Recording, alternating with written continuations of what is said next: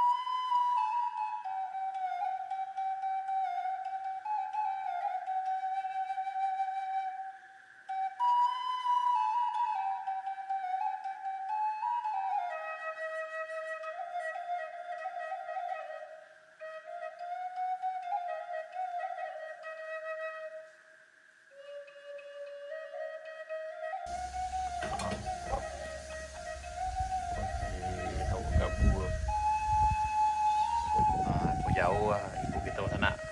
Dari mana ibu? Dari Malaysia ibu dah. Iya. Oh. Cobalah sapu pakai bahasa Malaysia tu ibu ah. Iya. Bahasa Malaysia tu bu. Jadi aman tuh. Di mana makan di kedai Bambu Juna? Nah, di kedai Bambu Juna itulah Cok kan Cok posting kan Cok di komen tuh lain cara jalan ke sana. Bahasa Malaysia tu bu. Bila datang mari cik budak mana? Sekarang dah sampai dekat Bambu Juna, kedai Bambu Juna. Makan dia sedap lah. Lauk dia ada macam masak lemak lah. Sekarang pun kita nak nambah juga nih. Mana sih mak? Tambu. Nah, tambah nasi satu lagi. Lauk dia sedap lah. Sana jauh ibu gua dari Malaysia mas sana.